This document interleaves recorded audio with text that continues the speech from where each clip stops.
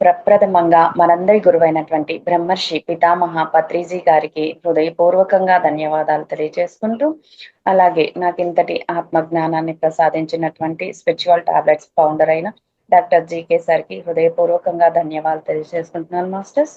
అలాగే ఈ జూమ్ లో పిచ్చేసి ఉన్నటువంటి ఆత్మ కుటుంబ సభ్యులందరికీ కూడా నా ఆత్మ ప్రణామాలు తెలియజేసుకుంటూ ఈరోజు సెషన్ ని స్టార్ట్ చేసుకుందాం మాస్టర్స్. ఓకే మాస్టర్స్, చక్కగా మేడం నా గురించి ఎంతో చక్కగా చెప్పారు.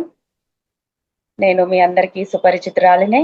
ఇంతకుముందు ఆల్రెడీ మనం ఒక క్లాస్ చెప్పుకున్నాం కదా. సో ఈరోజు డైరెక్ట్ గా మనము సబ్జెక్ట్ లోకి వెళ్ళిపోదాం మాస్టర్స్. సో ఈరోజు మనం తెలుసుకోబోతున్నటువంటి 3 ధర్మాలు. ఈ 3 ధర్మాలంటే మన జీవితంలో మనం ఎన్నో రకాల ధర్మాలని ఆచరిస్తూ ఉంటాము. అలాంటి వాటిల్లో ఈ 3 అతి ముఖ్యమైనవి అన్నమాట. వీటిల్లో ఏది ఎక్కువ కాదు, అలా అని ఏది తక్కువ కాదు. కానీ మన జీవితంలో వచ్చేటువంటి సమయాను సందర్భాలను బట్టి ఒకదాని నుంచి ఒకదానికి మనల్ని మనం మార్చుకుంటూ ఈ 3 ధర్మాలని పూర్తి చేయవలసి వస్తుందన్నమాట. మరి మన జీవితంలో ఎటువంటి పరిస్థితులు వస్తే ఈ ధర్మాలని మనం ఒకదాని నుంచి ఇంకొక దానికి మారాలి అనేది కొంచెం ఆ పరిస్థితుల గురించి మనం ఒక 2-3 నిమిషాలు తెలుసుకుందాం మాస్టర్స్. మరి మన జీవన ప్రయాణంలో ఎన్నో ఒడిదుడుకులు ఎదురవుతూ ఉంటాయి. విపరీతమైన సమస్యలతో కిక్కిరిసిపోయి ఇక అబ్బా ఈ జీవితం ఎందుకురా బాబు అని బాధలతో సతమతమైపోయి శారీరకంగా మానసికంగా కృంగిపోయి ఎక్కువ అనారోగ్యాలు పాలైపోయినప్పుడు కావచ్చు, లేదా మన వయసుతో సంబంధం లేకుండా ఒకే రకమైనటువంటి జీవితాన్ని, అంటే నిద్ర లెగిస్తే మనకి వండి పెట్టడము, పిల్లల బాధ్యతలు చూసుకోవడము, మళ్ళీ వాళ్ళ హస్బెండ్ని ఆఫీస్కి పంపడము, మళ్ళీ వాళ్ళు వచ్చిన తర్వాత వాళ్ళకి ఏం చేసి పెట్టాలా అని చూసుకోవడము, మళ్ళీ రాత్రి అయితే రేపటి టిఫిన్ కోసం ఆలోచించడము, ఇక ఇదే జీవితము. చూడండి, ఒకే రకమైన భోజనము మనం ఒక 2 రోజులు తినాలంటేనే అబ్బా ఇంకేం లేదా కొత్తది ఏదైనా వండుకుందామా అనిపిస్తుంది. అలాంటిది జీవితంలో మనము ఒకే రకమైన పనులను సంవత్సరాల తరబడి చేసుకుంటూ వెళ్తున్నాం అనుకోండి, ఒక కొత్తదనం కోసం మనం ఎదురు చూస్తూ ఉంటాము. ఈ విధమైన జీవితం కాదు, ఇంకేదైనా కొత్తదనం కావాలి అనని మనం ఎదురు చూస్తున్నప్పుడు కావచ్చు, 50 సంవత్సరాల వయసు పైబడిన వారు కావచ్చు, లేదా మనకి లోపల నుంచి ఒక ఇన్నర్ వాయిస్ వస్తూ ఉంటుంది. జీవితం అంటే ఇది కాదు, దీన్ని మనం మార్చుకోవాలి, ఇంకేదో ఉంది అని తెలుసుకోవాలని మనకు ఒక ఇన్నర్ వాయిస్ వస్తూ ఉన్నప్పుడు మనము ఈ ధర్మాల్లో ఏదో ఒక ధర్మం పాటిస్తూ ఉంటాము. అప్పుడు మనల్ని ఒక దాని నుంచి ఇంకొక దానికి మనల్ని మార్చుకోవటం అనేది చేస్తూ ఉండాలి. అలాగే ఒకే సమస్యలతో బాధపడుతూ ఉంటాము. దానికి తోడు ఇంకా కొన్ని కొత్త సమస్యలు వచ్చి మనల్ని ఇబ్బంది పెడుతూ ఉంటాయి అన్నమాట. అలాంటి పరిస్థితుల్లో కూడా నేను ఏం చేస్తున్నాను, నేను ఈ పరిస్థితి నుంచి ఎలా బయటికి రావాలి అని తెలియని పరిస్థితుల్లో మనము ఈ ధర్మాల్లో ఏ ధర్మము, మరి ఈ 3 ధర్మాలని చెప్పుకున్నాం కదా. ఈ 3 ధర్మాల పేర్లే గృహ ధర్మము, ఆశ్రమ ధర్మము, ప్రచార ధర్మము అన్నమాట. ఈ 3 ధర్మాల్లో నేను గృహస్థ ధర్మంలో ఉంటే ఆశ్రమ ధర్మానికి మారాలి అని తెలియచేస్తున్నవి, లేదా ఆశ్రమ ధర్మంలో ఉంటే ప్రచార ధర్మంలోకి మారాలి అని తెలియజేస్తున్నవి నా చుట్టూ ఉన్న పరిస్థితులు అనని మనము ఒక అవగాహనకి రావాలి అన్నమాట. అందుకోసమే ఈ పరిస్థితులన్నిటినీ మనము వివరించుకోవడం జరిగింది. మరి ఇప్పుడు ఒక్కొక్క ధర్మం గురించి మనము వివరంగా తెలుసుకుందాం మాస్టర్స్. మరి ప్రప్రథమంగా తెలుసుకోవలసింది గృహ ధర్మము. ఈ గృహ ధర్మము అంటే సంసార జీవితంలోని అన్ని భౌతిక ఆనందాలను అనుభవిస్తూనే భౌతిక జీవితం పట్ల ఎక్కువ ఆసక్తిని చూపించడాన్నే గృహ ధర్మము అంటారనమాట. అంటే మరి కుటుంబము, సంసారము అంటే మనము, మన హస్బెండ్, పిల్లలు, అలాగే అత్తమామలు వీళ్ళందరూ ఉంటారు. వీళ్ళందరితో కలిసి ఒక మంచి భోజనం చేయడం కావచ్చు, అలాగే ఒక సినిమా చూడడం కావచ్చు, అందరూ కలిసి ఒక టూర్‌కు వెళ్ళటం కావచ్చు, లేదా ఒక బీచ్‌కి వెళ్ళి ఎంజాయ్ చేయడం, లేదా ఒక పార్క్‌కి వెళ్ళి పిల్లల్ని ఆడిపిచ్చుకుంటూ, ఎంజాయ్ చేస్తూ, ఒక ఐస్ క్రీమ్‌ని చక్కగా మాట్లాడుకుంటూ ఎంజాయ్ చేయటం కావచ్చు. ఇలాంటివన్నీ కూడా మనకి భౌతికంగా ఆనందాలనిచ్చాయన్నమాట. వీటన్నిటిని కూడా మనము అనుభవిస్తూనే ఉండాలి. మరి ఈ గృహస్థ జీవితంలో నేను అంటే మనస్సు, శరీరము, బుద్ధి, ఆత్మ ఈ 4గిటి కలయిక అని చెప్పుకుంటాం కదా! మరి ఈ 4గిటి కలయికల్లో శరీరానికి, మనస్సుకి సంబంధించిన ఆనందాలన్నిటినీ కూడా మనము ఈ గృహస్థ ధర్మంలో తెలుసుకోవడం జరుగుతూ ఉంటుందన్నమాట. అంతేకాకుండా రోజులో మన బాధ్యతలు మనం నిర్వర్తిస్తూనే కొంత సమయాన్ని మన ఆధ్యాత్మిక సాధనకు కూడా వెచ్చించుకోవాలి. అర్థమవుతుందా మాస్టర్స్? చూడండి, మన బాధ్యతలు ఇంట్లో ఎన్నో పనులు ఉంటాయి. అవన్నీ చూసుకుంటూ కూడా కొంత సమయాన్ని మన ధ్యానం కోసము, అలాగే ఆత్మ జ్ఞానం కోసం కూడా ఉపయోగించుకోవాలి అన్నమాట. మరి అత్తమామలుంటారు. మనం ఎన్నో పనులు చేస్తూ ఉంటాము. మనం చేసిన పనుల్లో అది బాగలేదనో, ఇది బాగలేదనో వంకలు పెట్టడం జరుగుతుంది. అలాగే పిల్లలకి మనం చేసినయి నచ్చకపోవడం వల్ల, వాళ్ళు మనకి ఇది లేదు, అది లేదని కంప్లెయింట్ చేయటం జరుగుతుంది. వీటన్నిటిని కూడా మనము ఎంతో ఓర్పుతోటి, సహనంతోటి మనం సర్దుకొని రావటం జరుగుతూ ఉంటుంది. అంటే ఇక్కడ చూడండి మాస్టర్స్, గృహధర్మంలో మనలో ఉన్నటువంటి అరిషడ్ వర్గాలైనటువంటి కామ, క్రోధ, లోభ, మోహం, మద, మాత్సర్యం అనే వాటన్నిటి మీద మనము అదుపు సాయించడము అనేది కూడా మనము తెలుసుకోవడం జరుగుతుంది. అంతే కదా! ఇప్పుడు చూడండి, ఇంట్లో ఉన్న పెద్దవాళ్ళు మనం చేసిన పనిలో ఏదన్నా బాగలేదు, ఇది సరిగ్గా లేదు, నీకు ఒక పని చేయటం కూడా రాదా అని మనం అన్నప్పుడు, మనం వాళ్ళకి ఎదురు తిరిగి మాట్లాడగలుగుతున్నామా? మా అత్తగారు అలాగే అంటుంటారులే, మనం తెలిసిన కొద్దీ మనం చేసుకుంటున్నాము, లేదంటే వాళ్ళని అడిగి తెలుసుకొని చేసుకుందామని మనల్ని మనము సర్దిపుచ్చుకుంటూ ఉంటాము. అదే మనం పుట్టింట్లో అనుకోండి, నన్నంటావా, నేను ఒప్పుకోను, నువ్వు నాకు సారీ చెప్పనని మనము కొంచెం ఎదురు తిరిగి మాట్లాడగలుగుతుంటాం. అంటే ఇక్కడ మనం వచ్చేసరికి గృహధర్మంలోకి వచ్చేసరికి మనల్ని మనము ఆ కోపావేశాల నుంచి తగ్గించుకొని సర్దుకొని పోయి ఓర్పు, సహనము అనే గుణాలను కూడా మనం ఇక్కడ నేర్చుకోవడం జరుగుతూ ఉంటుంది.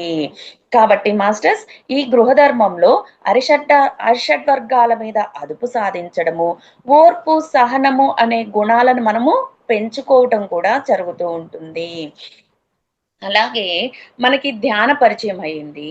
సో, మనం ధ్యానం చేసుకుంటూ ఉన్నాము. అబ్బా! చూడండి, ధ్యానంలో కూర్చుంటే వాళ్ళు వచ్చి నాకు అది లేదు, ఇది లేదు అని విసిగిస్తున్నారు. నా ధ్యాన సమయానికి టైమే ఇవ్వట్లేదని మనము విసుక్కోకూడదిక్కడ. మనం ఏ ధర్మంలో ఉన్నాం? గృహధర్మంలో ఉన్నాం.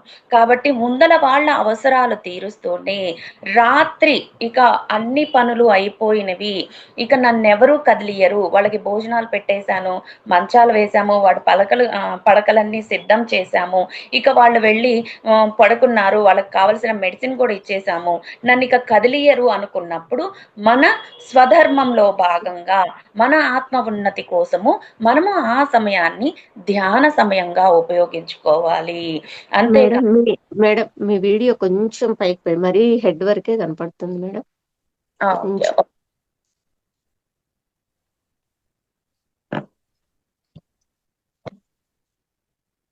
ఇంకొంచెం. ఓకే. Yes masters.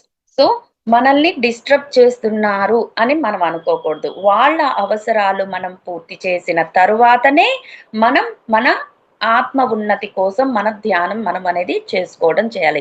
అందుకోసం రాత్రి సమయాన్ని మనం ఉపయోగించుకోవాలి. పగలంతా వీళ్ళు మనల్ని డిస్టర్బ్ చేస్తున్నారు అనుకుంటే. మరి ఒక మేడంకి బాగా ధ్యాన పరిచయం జరిగింది. తను చక్కగా ధ్యానం చేసుకుంటూ ఉంది.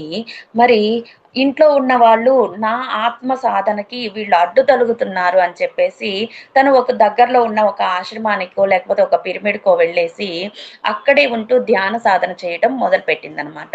మరి కొద్ది రోజులు పోయేసరికి ఆ మేడము ఒక అనారోగ్యాన్ని పొందడం జరిగింది. తనకి డౌట్ వచ్చిందనమాట. ఏంటి, నేను చక్కగా ధ్యానం చేసుకుంటున్నాను, స్వాధ్యాయం చేస్తున్నాను, పుస్తకాలు చదివి జ్ఞానాన్ని పొందుతున్నాను, మరి పిరమిడ్ కిందనే ఉన్నాను కదా, మరి నాకెందుకు అనారోగ్యం వచ్చిందనేసి అక్కడ ఉన్నటువంటి మాస్టర్స్‌ని, సీనియర్ మాస్టర్స్‌ని అడగటం జరిగింది. ఆ మాస్టర్ చక్కగా మేడం చెప్పిందంతా విని, "అమ్మా నీకు కుటుంబం ఉందా?" అని అడిగారు. "ఉంది" అన్నారు. "మరి వాళ్ళకి పెళ్ళిళ్ళై బాధ్యతలు అయిపోయినాయా?" అన్నారు. "లేదు సార్, వాళ్ళు ఇంకా చదువుకుంటున్నారు, ఉద్యోగాలు చేస్తున్నారు. నాకు ఈ ధ్యానం మీద మక్కువతో నేను ఇలా వచ్చాను" అన్నారు. మరి మీరు ఉండవలసిన గృహధర్మంలో మీ బాధ్యతలను మీరు నిర్వర్తించకుండా మీరు ఆశ్రమ ధర్మానికి వస్తే ఎలాగమ్మా? అమ్మా, ముందల మీరు వెళ్ళి మీ గృహధర్మ బాధ్యతలను పూర్తి చేసి తర్వాత మీరు ఇలా ఆశ్రమానికి వచ్చి మీ ధర్మాన్ని మీరు తెలుసుకోవాలి. అంతేకాని బాధ్యతలన్నీ గాలికి వదిలేసి వచ్చి నేను నా ఆత్మ సాధన చేస్తాను అనుకుంటే దైవం ఊరుకోదు, అలాగే మనలో ఉన్న ఆత్మ అనే భగవంతుడు కూడా ఊరుకోడమ్మా. సో మీరు ముందు వెళ్ళేసి మీ గృహధర్మంలో ఉన్న బాధ్యతలను పూర్తి చేసుకోండి అని చెప్పడం జరుగుతుందన్నమాట. వెంటనే ఆ మేడము చక్కగా గృహధర్మానికి రావటము, తన బాధ్యతలను తాను నిర్వర్తించే పనిలో నిమగ్నం అవ్వడం వల్ల తనకు వచ్చినటువంటి వ్యాధి క్రమేణా తగ్గడం జరిగిందనమాట.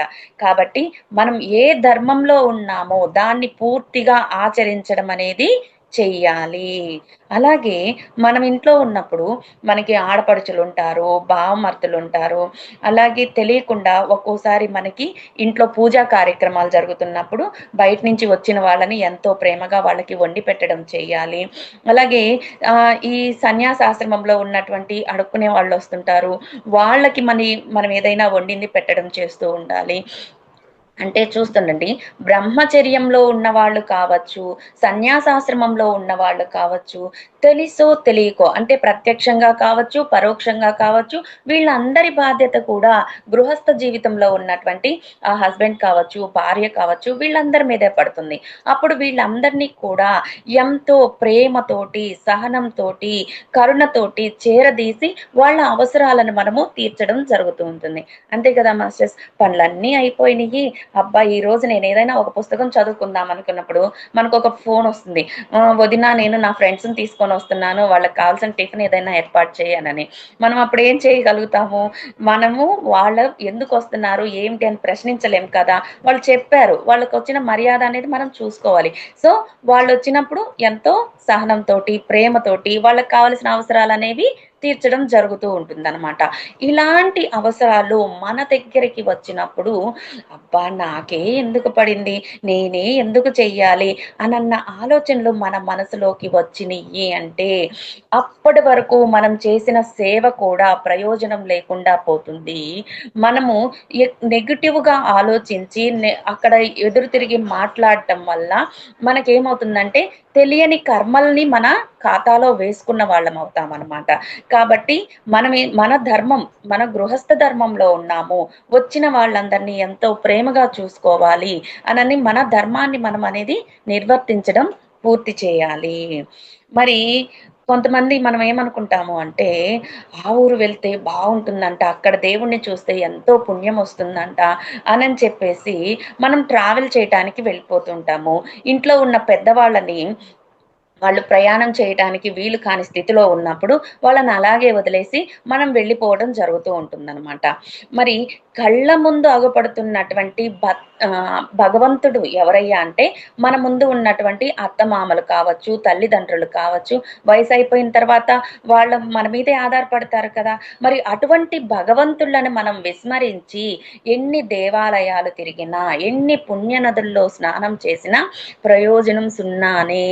ఎందువలన అంటే భగవంతుడు ప్రతి ఒక్క ఆత్మస్వరూపుడు భగవంతుడు అని మనం తెలుసుకున్నప్పుడు అటువంటి వాళ్ళని మనం వదిలేసి ఎక్కడో దూరంగా ఉన్న వాటి కోసం మనం వెళ్తున్నాము అంటే వీళ్ళు ఎంతో బాధపడిపోయి మా కోడలు మమ్మల్ని పట్టించుకోలేదు, కూతురు పట్టించుకోలేదని మనల్ని వీళ్ళు తిట్టుకుంటూ ఉంటారు. అట్లాంటప్పుడు ఏం ప్రయోజనం ఉంటుంది? కాబట్టి మన ముందల ఉన్న ఈ భగవంతుళ్ళ అవసరాలు తీర్చి తర్వాతనే మనం బయటకి వెళ్ళాలి.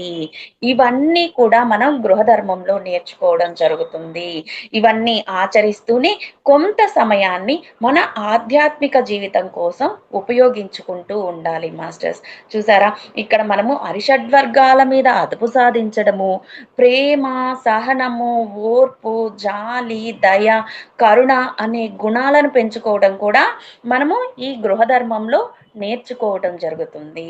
మరి ఈ విధంగా గృహధర్మాన్ని పాటిస్తూ మన రాత్రి సమయాన్ని మన ఆత్మ సాధన కోసం ఉపయోగించుకుంటూ ముందుకు సాగుతూ ఉండాలన్నమాట. మరి తర్వాత వచ్చేది ఆశ్రమ ధర్మము. ఈ ఆశ్రమ ధర్మము అంటే భౌతిక సుఖాల పట్ల వ్యామోహం తగ్గించుకొని ఆధ్యాత్మిక జీవితం పట్ల ఎక్కువ ప్రాధాన్యత ఇవ్వడమే ఈ ఆశ్రమ ధర్మము. అప్పటి వరకు మనం కుటుంబంలో ఉన్న వాళ్ళతో వాళ్ళ అవసరాలను తీరుస్తూ మన జీవితాన్ని మనం తీసుకొని వస్తున్నాము. ఇక్కడికి వచ్చేసరికి ఆశ్రమ జీవితము, ఆశ్రమ ధర్మము అంటే మినిమం ఒక 50 సంవత్సరాలు దాటిన తర్వాత మనం పాటించవలసిందే అనమాట. అక్కడికి వచ్చేసరికి మనకి కొడుకు, కోడళ్ళు వస్తారు. అలాగే కూతురు, అల్లుళ్ళు వస్తారు. మనవళ్ళు వస్తారు. వీళ్ళందరూ వచ్చినప్పుడు మనము మన బాధ్యతల నుంచి కొంచెం తప్పుకున్న వాళ్ళమే అవుతాం కదా! వాళ్ళకి వృత్తి, వ్యాపారాలు కావచ్చు, లేకుంటే వాళ్ళిద్దరూ ఉద్యోగానికి వెళ్ళొస్తున్నారనుకోండి. వాళ్ళ కుటుంబ జీవితంలో మనం కలుగ చేసుకోకుండా వాళ్ళకి కొంత సమయాన్ని ఇచ్చేసి నెలలో 15 రోజుల పాటు మనం దగ్గరలో ఉన్న ఆశ్రమానికి వెళ్ళడం అనేది చెయ్యాలి. ముఖ్యంగా 50 సంవత్సరాలు వచ్చేసరికి ఏదో ఒక వ్యాధితో బాధపడటం అనేది జరుగుతూ ఉంటుంది. కాబట్టి దీర్ఘకాలిక వ్యాధులతో బాధపడే వాళ్ళందరూ కూడాను దగ్గరలో ఉన్నటువంటి ఒక పిరమిడ్ కావచ్చు, ఏదైనా ఒక వానప్రస్థ ఆశ్రమం కావచ్చు, వీటన్నిటికీ వెళ్ళేసి ఒక 2 వారాల పాటు అక్కడ ఉండటం చెయ్యాలి. మరి ఆశ్రమ ధర్మంలో ఇందాక మనం గృహ ధర్మంలో తెలుసుకున్నదేంటి? మనస్సుకి, శరీరానికి సంబంధించిన ఆనందాలను మాత్రం గృహధర్మంలో పొందగలుగుతాము. మరి ఆశ్రమ ధర్మంలో మన యొక్క ఆత్మకి, బుద్ధికి సంబంధించిన ఆనందాలను పొందడం జరుగుతుంది. అంటే ఆశ్రమ ధర్మంలో ఉన్నప్పుడు మనము ఎక్కువగా ప్రకృతిలో గడపడం చేస్తుంటాము. అలాగే ప్రాణాయామాలు చేస్తుంటాము. అలాగే విపరీతమైనటువంటి అఖండ ధ్యానాల్లో పాల్గొనటం జరుగుతుంది. చాలా సమయం మనకుంటుంది కాబట్టి అక్కడ మన గురించి మనం ఆలోచించుకోవడం జరుగుతుంది.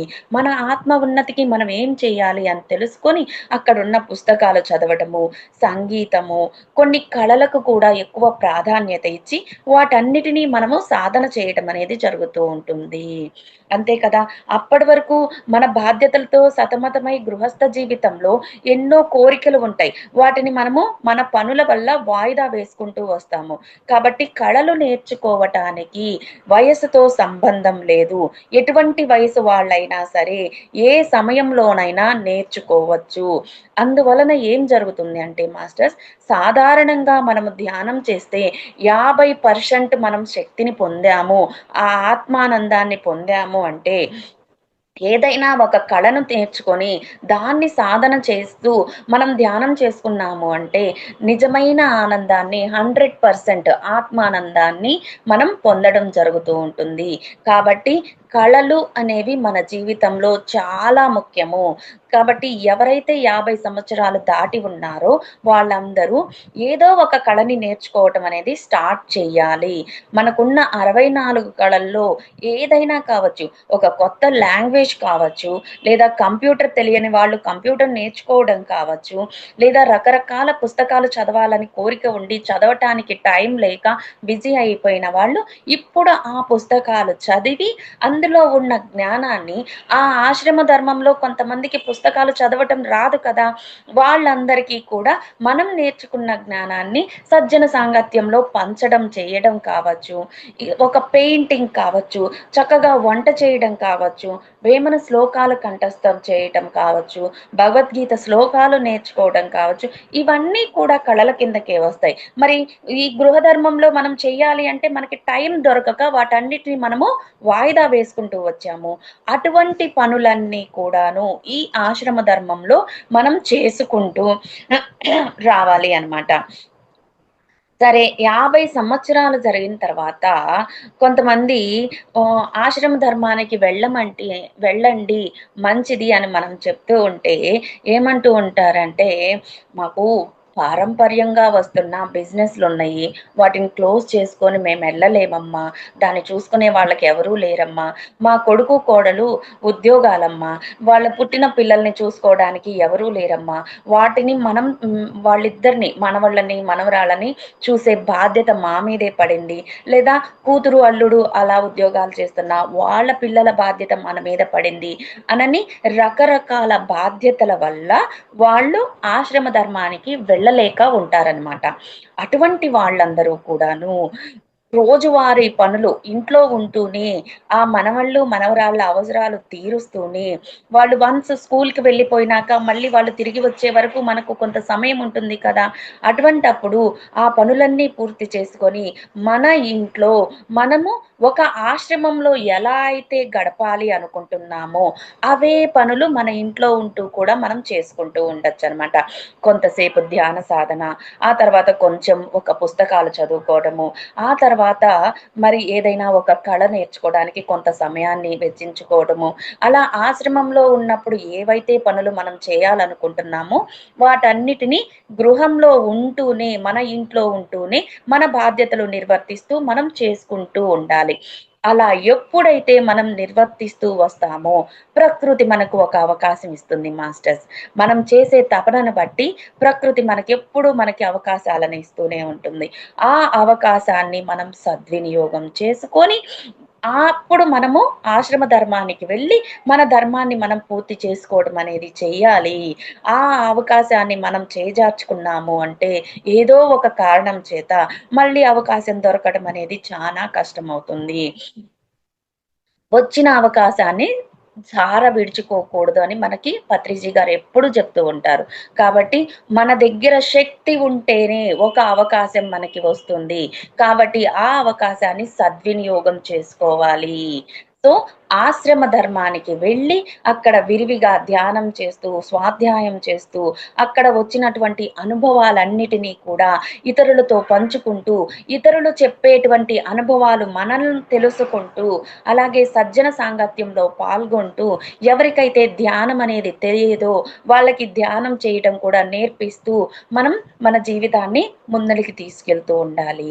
ఆశ్రమ ధర్మం యొక్క ముఖ్య ఉద్దేశం ఏమిటయ్యా అంటే మనల్ని మనము ఆత్మావలోకనం చేసుకోవటము, అంటే అంతర్ముఖులం కావటము.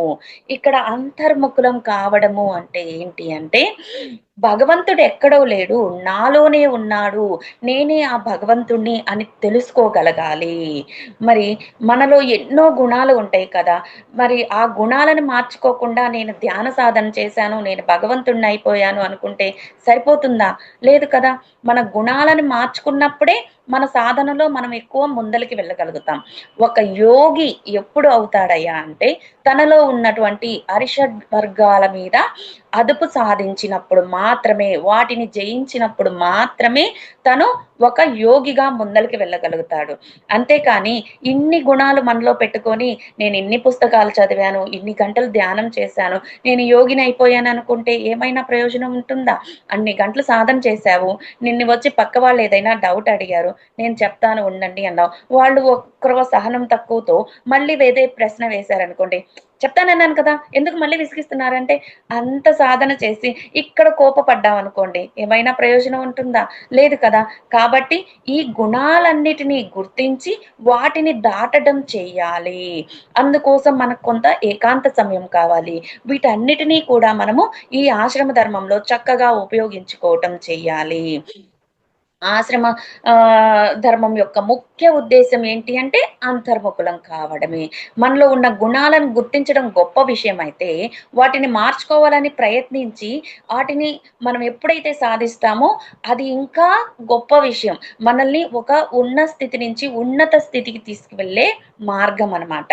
ముఖ్యంగా చర్మానికి సంబంధించిన రుగ్మతలు కావచ్చు, తలకు సంబంధించిన వ్యాధులు కావచ్చు, గుండెకు సంబంధించిన సమస్యలు, క్యాన్సరు మొదలైన ప్రాణాంతకమైనటువంటి వ్యాధులు ఉన్నవాళ్ళు ఆశ్రమ ధర్మానికి వెళ్ళాలి. అంటే దీర్ఘకాలిక వ్యాధులు ఉంటాయి కదా, ఈ థైరాయిడ్ కావచ్చు, షుగరు, బీపీ ఇలాంటి వాటివన్నిటి ఉన్నవాళ్ళు నెలలో 2 వారాల పాటు, అంటే ఒక 15 రోజుల పాటు మాకు కుదరట్లేదు, అంత టైం లేదు అనుకున్నప్పుడు పౌర్ణమి, అమావాస్య రోజులు వస్తాయి కదా, పౌర్ణానికి ముందల 2 రోజులు, పౌర్ణమి రోజు, పౌర్ణమి తర్వాత 2 రోజులు, అలాగే అమావాస్యకి ముందల 2 రోజులు అమావాస్య రోజు, అమావాస్య తర్వాత 2 రోజులు, ఆ పౌర్ణమి అమావాస్య రోజుల్లో కనీసం ఒక 7 రోజులైనా వెళ్ళి దగ్గరలో ఉన్న ఆశ్రమంలో గడపాలి.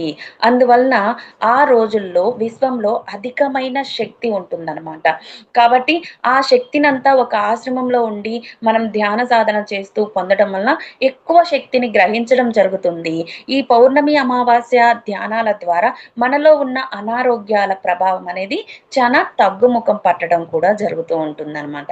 కాబట్టి మాస్టర్స్, వీలైనంత వరకు నాకు ఆ పనులున్నాయి, నాకు ఈ బాధ్యత ఉంది అనని మనల్ని మనం సర్దిపుచ్చుకోకుండా మనకు ఉన్న సమయంలో కొంత సమయాన్ని వెచ్చించుకొని ఆశ్రమ ధర్మం అనేది పాటించాలి.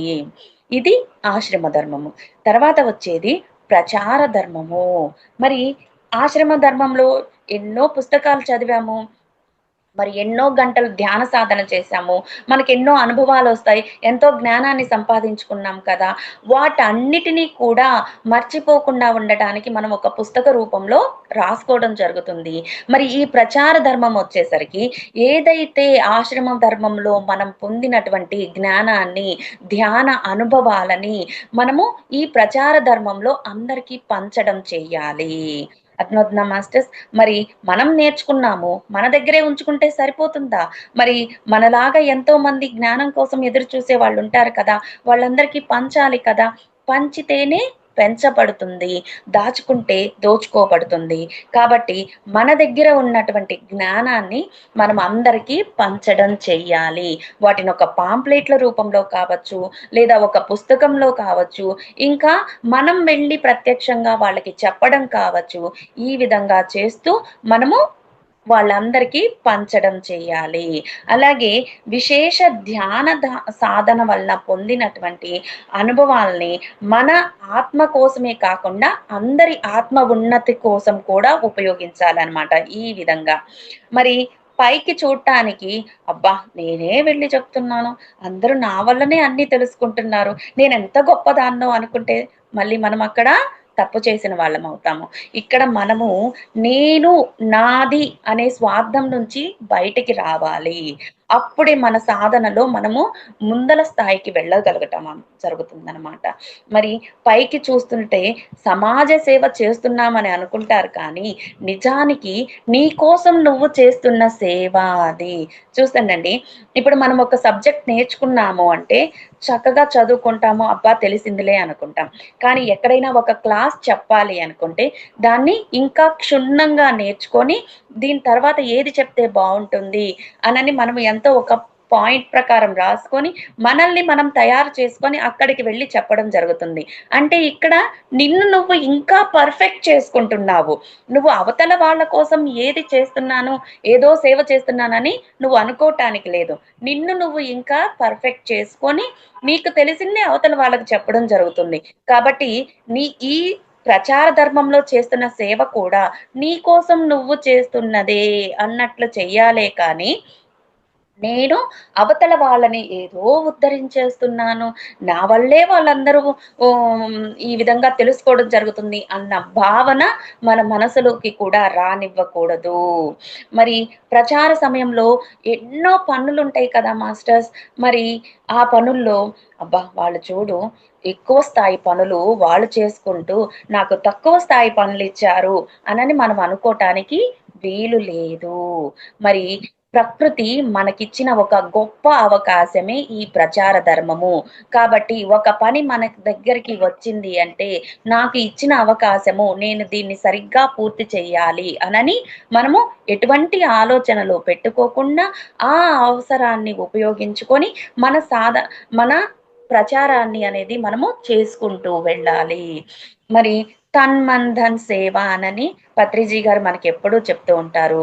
ఎయిదర్ నీ దగ్గర డబ్బులు ఉంటే డబ్బులు ఇచ్చి ప్రచారానికి సహాయపడాలి. లేదు నా దగ్గర జ్ఞానం ఉంది అంటారా, ఆ జ్ఞానాన్ని అందరికీ పంచడం ద్వారా ప్రచారం చేయాలి. లేదు నా దగ్గర డబ్బులు లేవు, జ్ఞానము లేదు అంటే నువ్వు భౌతికంగా అక్కడికి వెళ్ళి అక్కడ ఎన్నో పనులు ఉంటాయి. శారీరకంగా కష్టపడి మనం చేయవలసిన పనులు. అంటే అక్కడ వచ్చే వాళ్ళ కోసం మనం కుర్చీలు వేయడం కావచ్చు, లేదా ఆ ప్రాంగణం అంతా శుభ్రం చేయడం కావచ్చు, వచ్చిన వాళ్ళకి మంచినీళ్ళు అందియడం, లేదా భోజన ఏర్పాట్లలో మనం వెళ్ళి వెళ్ళి మన వంతు సహాయం మనం చేయటం కావచ్చు. ఈ విధంగా మనము మనకు తగిన వంతు సేవ చేసుకుంటూ ముందలకి వెళ్ళాలే కానీ ఇది ఎక్కువ స్థాయి పని, ఇది తక్కువ స్థాయి పని అని మనం అనుకోవటానికి లేదు. మనకి ఇది ఒక ప్రకృతి ఇచ్చిన ఒక చక్కటి అవకాశము. దీన్ని నేను సద్వినియోగం చేసుకోవాలి అని మన ప్రచార కార్యక్రమాలను మనము చేసుకుంటూ వెళ్ళాలి. మరి అలాగే ప్రచారం చేస్తూ ఉన్నప్పుడు మనకి కొన్ని కళలు వస్తూ ఉంటాయి అన్నమాట. ఆ కళల్లో మనకి రకరకాల వాహనాలు కనపడుతూ ఉంటాయి. లేదా నువ్వు ఇక్కడి నుంచి బయట ఇంకొంచెం దూరం వెళ్ళి ప్రచారం చెయ్యి అని చెప్తూ ఉంటాయి అన్నమాట. మరి అలాంటి కళలు మనకి వచ్చినప్పుడు మనము ఒక ప్రాంతం నుండి మరొక ప్రాంతానికి అవసరమైతే ట్రావెల్ చేసి వెళ్ళి మరి మన ధ్యాన ప్రచారము చెయ్యాలి. అలాగే జ్ఞాన ప్రచారము కూడా చెయ్యాలి.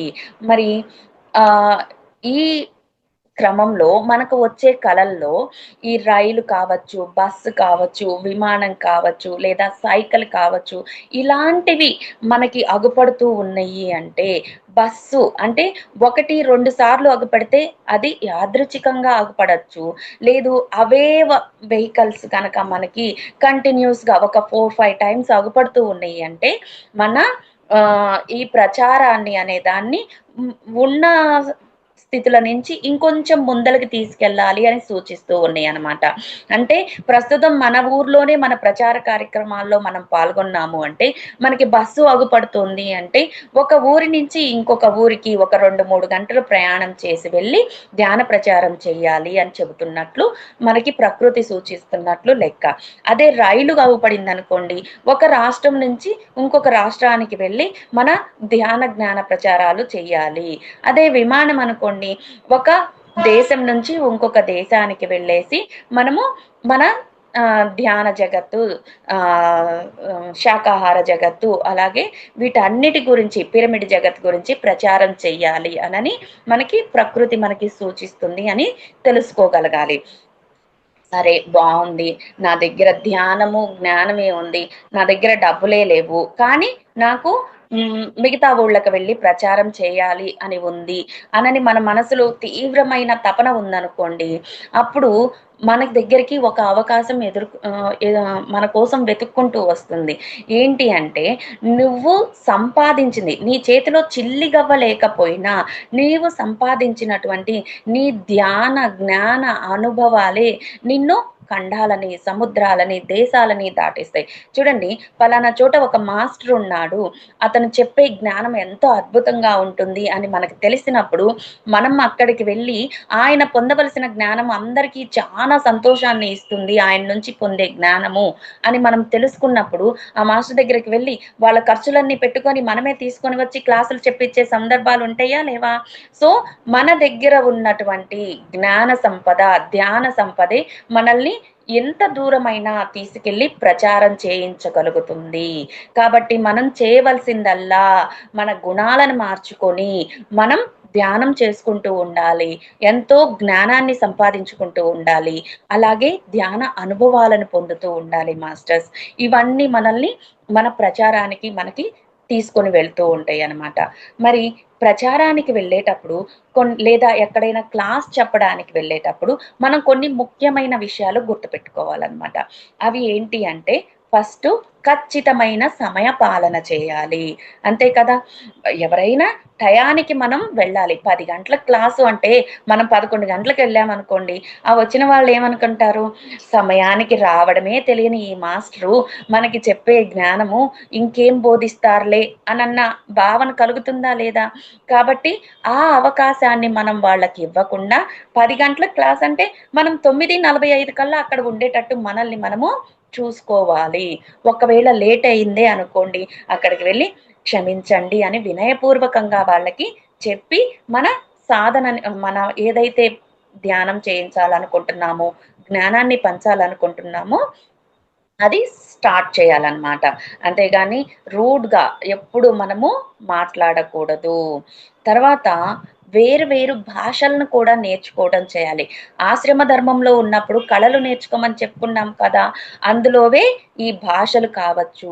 ఆహ్, ఎందుకంటే ఈ భాషలు మనం ఎప్పుడైతే ఒక రాష్ట్రం నుంచి వేరే రాష్ట్రానికి వెళ్ళాలి అని మనకి రైలు ఆగుపడింది అని తెలుసుకొని, మన ధ్యాన ప్రచారం కోసం ముందలకి వెళ్ళాలి అని అనుకుంటామో, మరి లాంగ్వేజ్ బ్యారియర్ అవ్వకూడదు కదా! కాబట్టి మనకి ఏదైనా ఒక లాంగ్వేజ్ నేర్చుకోవాలి.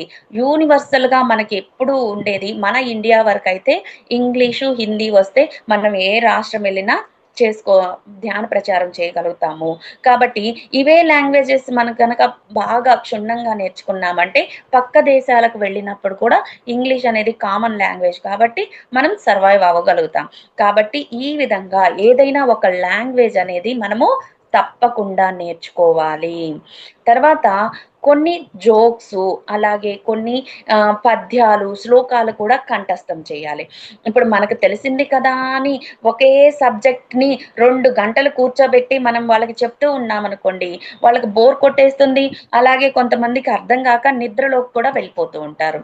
అటువంటి సమయంలో మనం కొన్ని జోక్స్ నేర్చుకున్నా, కొన్ని పద్యాలు కంఠస్థం చేసిన, శ్లోకాలు నేర్చుకున్నా, ఆ మనం ఏదైతే జ్ఞానాన్ని పంచాలనుకుంటున్నామో వాటికి మధ్యలో ఈ జోక్స్ చెప్పుకుంటూ, పద్యాలు చెప్పుకుంటూ, వాటి అర్థాలను వివరిస్తూ, అందరి చేత క్లాప్స్ కొట్టిస్తూ, మనం ఈ జ్ఞానాన్ని పంచడం చేస్తూ ఉంటామో, వాళ్ళు నిద్రపోకుండా ఎంతో చక్కగా ఎరుక స్థితిలో ఉండి, మనం చెప్పే జ్ఞానాన్ని అందుకోవటం జరుగుతూ ఉంటుందనమాట.